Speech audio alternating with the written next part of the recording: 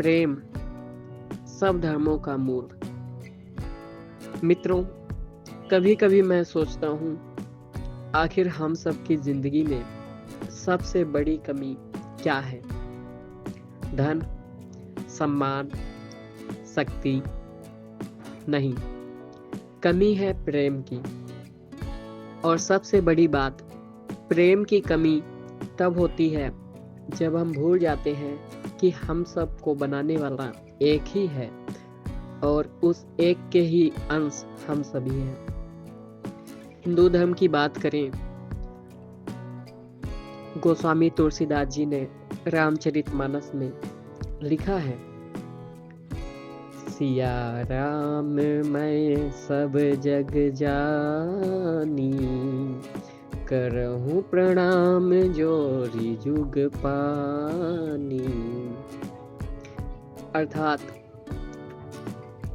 सारे जग को सिया राम जी का, सीता और राम का स्वरूप समझकर और मैं दोनों हाथों को जोड़कर सभी को प्रणाम करता हूँ।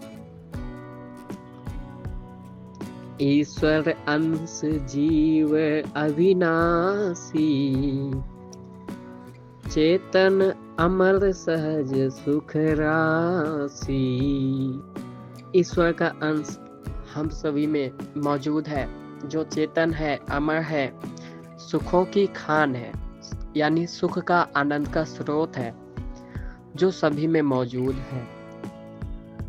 सर्वम खर्विदम ब्रह्म, इस जगत का हर जीव एक ही परमात्मा का स्वरूप है। जरा सोचिए, अगर सब में वही परमात्मा है तो फिर हम एक दूसरे से गुस्सा कैसे हो जाते हैं, भेदभाव कैसे कर लेते हैं। इस्लाम की ओर हम ध्यान देते हैं। बिस्मिल्लाहिर्रहमानिर्रहीम, अल्लाह के नाम से शुरू करता हूँ जो बड़ा मेहरबान और रहम करने वाला है। ला इलाहा इल्लल्लाह मुहम्मदुर रसूलुल्लाह, अल्लाह के सिवा कोई इबादत के लायक खुदा नहीं और मोहम्मद रसूल सल्लल्लाहु अलैहि वसल्लम अल्लाह के भेजे हुए रसूल हैं, जिन्होंने हदीस में कहा है, तुम तब तक मोमिन नहीं बन सकते जब तक एक दूसरे से मोहब्बत ना करो। सच्चा मोमिन वही है जो अपने सभी इंसानों को भाई के समान समझकर मोहब्बत, रहमदिली और अच्छाई रखे, नफरत नहीं बल्कि प्यार, सुलह, भलाई फैलाए। इसका मतलब यह नहीं कि ईमान पूरा नहीं, बल्कि ईमान की कामिलियत, परफेक्शन मोहब्बत से पूरी होती है। जो इंसान दूसरों से प्यार और रहम नहीं रखता, उसका ईमान मजबूत नहीं रहता। ईमान मोहब्बत से मुकम्मल होता है। तुम तब तक मोमिन नहीं बन सकते जब तक एक दूसरे से मोहब्बत ना करो। जब हम ये लाइन सुनते हैं, मुझे ये लाइन हर बार रुला देती है, क्योंकि मोहब्बत सिर्फ एक एहसास नहीं, ईमानदारी का सबसे बड़ा इम्तिहान है। बाइबल में जीसस कहते हैं, love your neighbour as your self. जैसे तुम खुद से प्यार करते हो, इसी तरह से अपने पड़ोसी से प्यार करो। जिन्हें तुम पराया समझते हो, उनसे स्वयं की तरह प्यार करो। सच तो ये है कि दुनिया में कोई पराया होता ही नहीं। सिख धर्म, उसमें ध्यान दें, कहा गया है, जिन प्रेम कियो तिन ही प्रभु पायो। मतलब प्रभु तक का रास्ता कोई कठिन तपस्या नहीं, कोई कठोर नियम नहीं, बस प्रेम है। महात्मा बुद्ध जी भी, उन्होंने कहा था, द्वेष का अंत कभी द्वेष से नहीं होता, प्रेम से होता है।